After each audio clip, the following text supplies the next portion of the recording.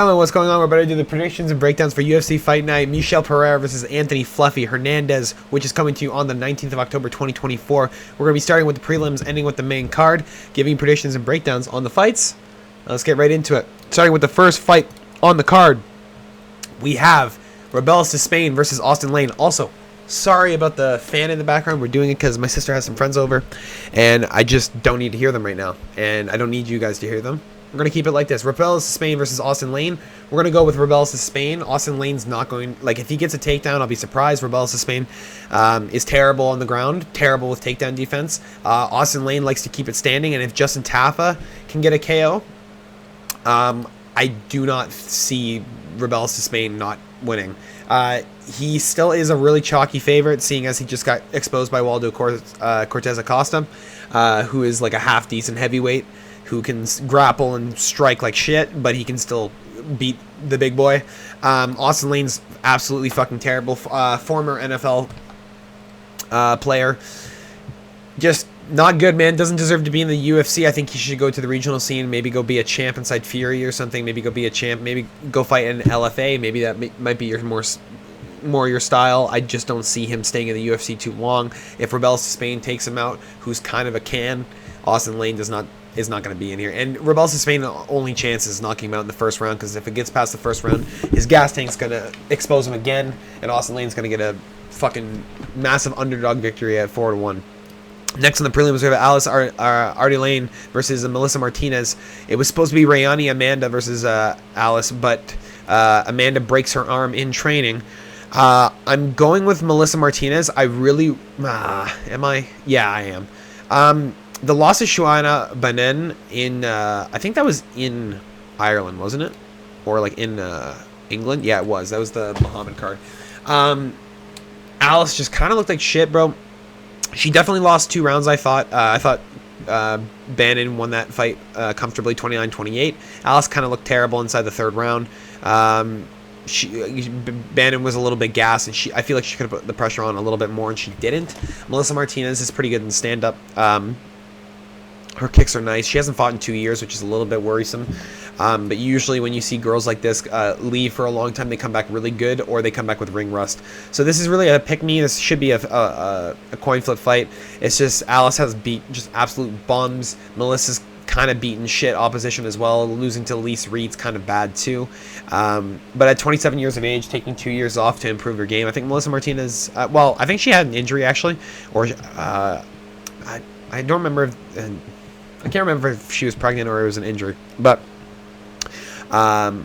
coming off of 2 years, man, especially before that, not fighting for 3 years, and still going to a decision. Pretty sure she had 29-28 for Elise. Winning a round is still good. And if you're taking 2 years off to improve your game, she's going to be better than Alice. Alice is just awful. She fought 2 months ago. It's not like she can improve her game that much.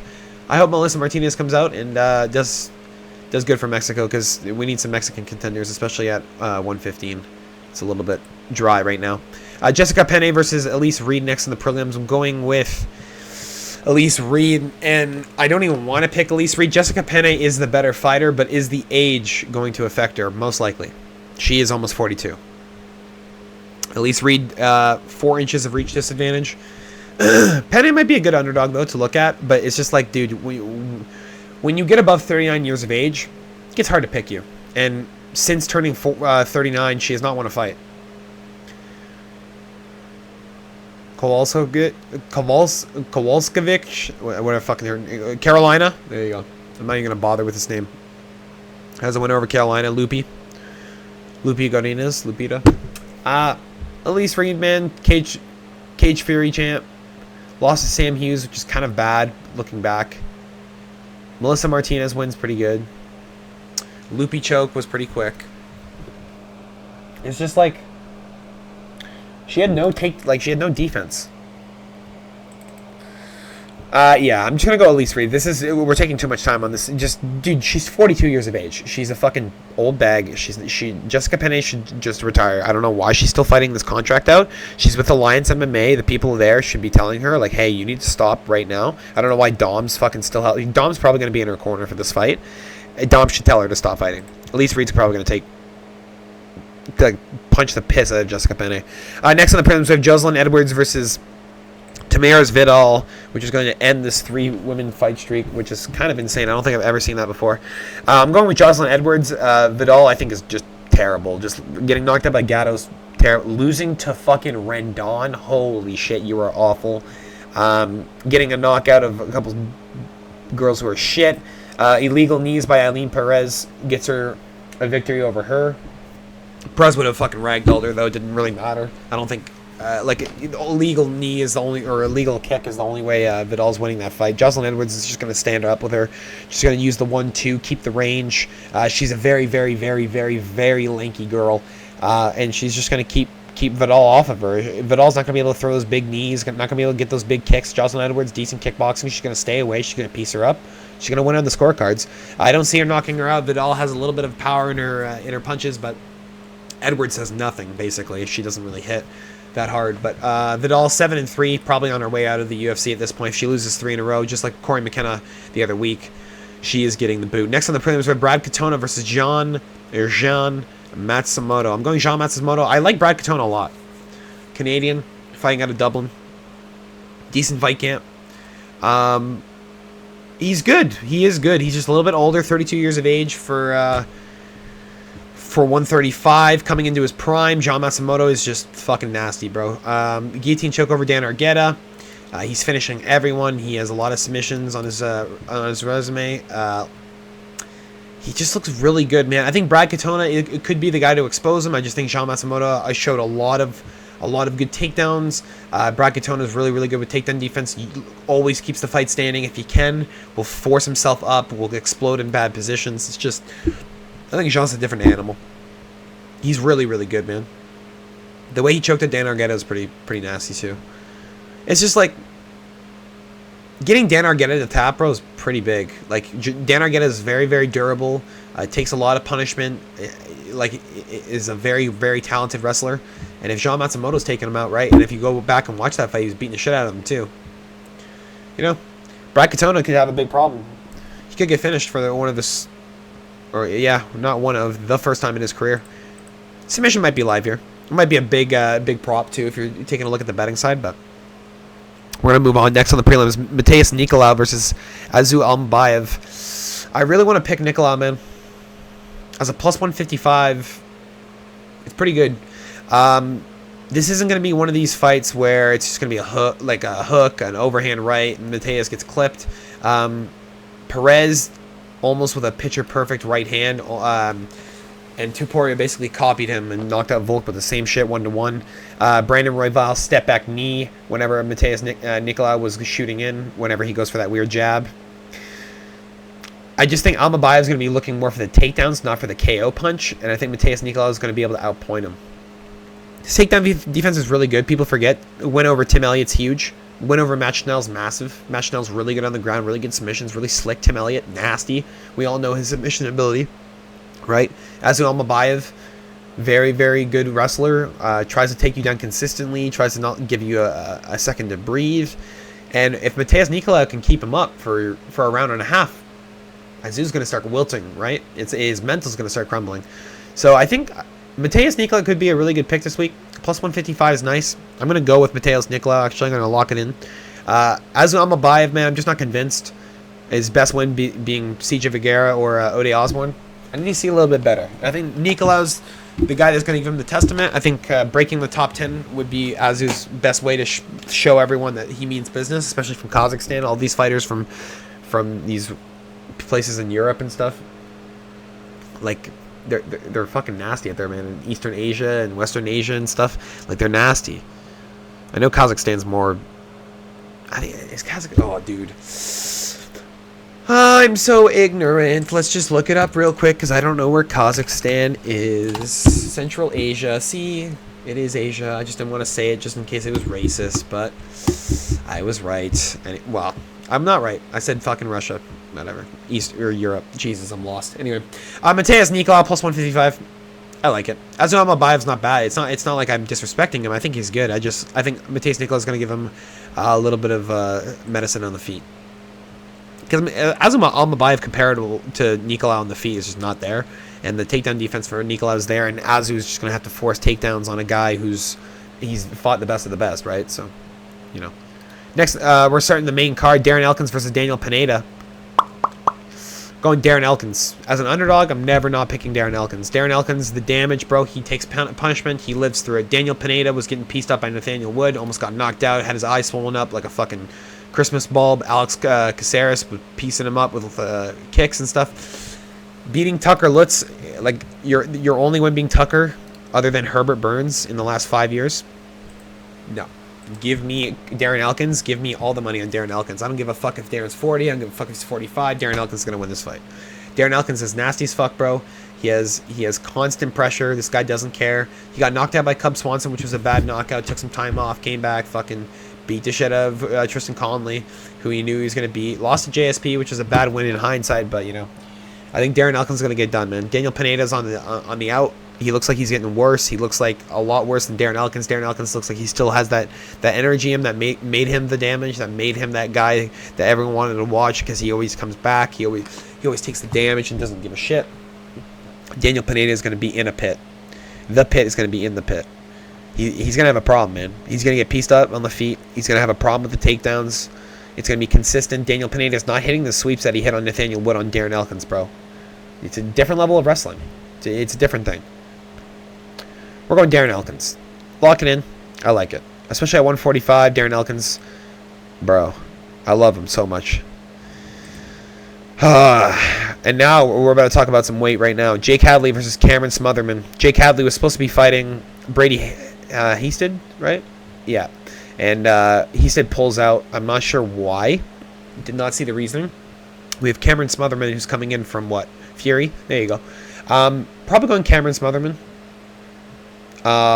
Jake Hadley kind of pisses me off. He's missing weight at, like, I don't know how he's missing weight when he moved up. He moved up from 125 to 135, and he missed weight by 2 pounds against Kalen Lachran, and beat the shit out of him in the stand-up and in the wrestling. Cameron Smotherman, man, I don't know too much about him, dude. Reese McKee Jr. is the guy he beat, right? No, I'm thinking of a different fighter, clearly. Okay, then I don't know too much about Cameron Smotherman. I just know I hate Jake Hadley. I'm not going to lie to you. Lost to Charles Johnson, lost to Cody Durden. I think I've watched one of Cameron's fights. It might have been the Ryan Mandela fight, but that's just terrible. That dude was awful watching that. He did lost to Grigoru in Contender Series. I thought Cameron Smotherman looked kind of shit in that fight. But Jake Hadley's... maybe I'm not giving him his due, man. Yeah, you know what? I'm going to change my pick. Because I don't know as much about him, and because this is his first return since getting knocked out by Grigoru to the UFC, I'm gonna go Jake Hadley. I'm gonna go with the fact that Jake Hadley is always missing weight. He always seems to be weight bullying people, and I think if Cameron's, dude, I'm just worried, man, because I've seen like his highlight reel. I just haven't watched his fights. Whatever. Yeah, we're just gonna pick Jake Hadley. Maybe I'll be betting Cameron's mother. Maybe I'll update this in the comments later. Yeah, we're just gonna go Jake Hadley. Maybe we'll just look at the over 2.5 because these guys are probably gonna go to the decision. Jake Hadley's pretty good with his hands. 1-2's nice. Lands some nice combos, but usually guys that can take a couple shots, they never get put down by Jake Hadley. Malcolm Gordon is kind of a dude who gets knocked out a lot. So I don't know, man. I guess Jake Hadley. Yeah, we're just going to go with Jake Hadley. I'm not 100% sure. But it does bother me he misses weight on purpose. I feel like he does. I feel like he weight bullies people. I feel like he uses it to his advantage because he doesn't care about the purse. He cares about beating the shit out of you and taking the win money. Next on the main card, we have Charles Johnson versus Sumudaerji. I'm going Charles Johnson. Sumudaerji just looked like shit. There is no threat of a takedown here, so it's going to be a little bit more of an equal fight, I think. I don't think it should be 3-1 for Charles. Only reason why Sumudaerji is getting choked out is because he's fighting these wrestlers like Matt Schnell, Tim Elliott. Matt Schnell's nasty on his back. Very nasty with submissions. We all know this. Tim Elliott, nasty. He got him. Sumudaerji caught Tim Elliott with some nasty head kicks, too. Tim Elliott just chunked him and took his leg and took him down. Like, if this was anyone else, they would have been wobbled. Sumudaerji's got nice kicks, but Charles Johnson just took out Joshua Van. And riding that, riding Charles Johnson all the way to the bank, bro. Sumudaerji, man. It's not that I don't like him. It's just, like, his best win's just trash. Malcolm Gordon. Like, you have to fight better opposition, and Charles Johnson is that better opposition. Hopefully he gets to rank 15 with this at flyweight, because I think he deserves it. He's been looking really improved. His striking looks fucking crisper than ever. You know, takedown defense is on par. Give me Charles Johnson, Energy, minus 210. I don't mind it. Let's go to the co-main event of the evening. If you guys did enjoy this, make sure to drop a like, and if you haven't already, subscribe. Again, sorry about the fan, but it is what it is. We have Rob Font versus Kyler Phillips. We're taking Kyler Phillips. Rob Font's 1-4 in his last 5. It just looks like he's on the downfall, losing to Corey Sandhagen, Davison Figueiredo, Cheeto, Jose Aldo. Able to knock out Adrian Yanez, which is very impressive. Win over Cody Garbrandt. He's not terrible. He's just old. And he's fought the best of the best, and Kyler Phillips is on the up and up. He is the next guy to be in the top 10, and I think he's going to take out Rob Font. He's going to knock him out. I think Rob Font gets taken out here at 37 years of age. Especially, I think we're at the apex, right? Yeah, we're going to be in a small octagon, man. Rob Font's not going to have a lot of room. Kyler Phillips is going to, like, walk him down. Kyler Phillips, in a couple fights I've seen, has been throwing hands. He's been fucking busting dudes up. So we're going to go Kyler Phillips by a round 2 knockout. I like Rob Font. I like his style. I like what he stands for. I like that he stands and bangs. I like that he's not afraid to trade with guys. I like that he's willing to mix it up no matter what. But Kyler Phillips, man, he just looks like the new man. He's fighting out of MMA Lab. These guys are crisp. These guys know what they want. You know, like, I didn't like the girl that was fighting out of the MMA Lab this weekend that just fought in Contender Series, I believe. I believe she lost as well. But Kyler Phillips is a different animal. Very, very well-rounded fighter. Very good hands. I don't think this fight's going to the ground. I think this is just going to be a stand-up war. I think Kyler Phillips is going to get it done in 2. Give me Kyler Phillips as a minus 280 chalky favorite. 29 years of age, too. He has so much time to improve. I really, really like him, man. He has the name The Matrix for a reason. Go watch this guy's highlights. He's insane. He has such a big frame, too. It's weird. 135. He looks like he could. If he cut to 125, this guy would be fucking mauling people. I don't think he can make the cut, though, but I'm just saying. We're going to our main event of the evening. Michel Pereira versus Anthony Fluffy Hernandez.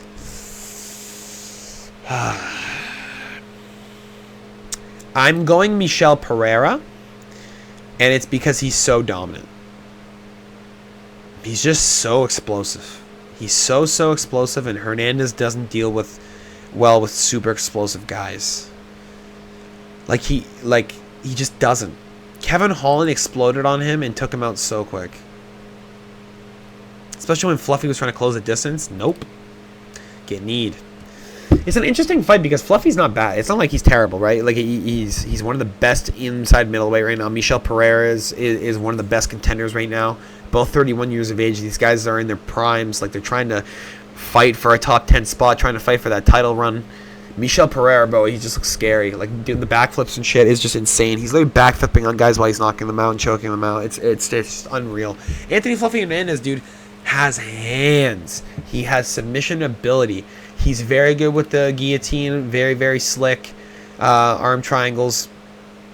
Anaconda is one of his favorite weapons, but he is known for his guillotine. He is a guillotine guy, and whenever you come close, he's going to try and look for it, especially in the clinch. He's going to look for it. Michel Pereira is not a guy that's like he's intelligent. He's a wild fighter. You can't fucking believe what you're watching. You cannot believe that this guy is getting this done this way.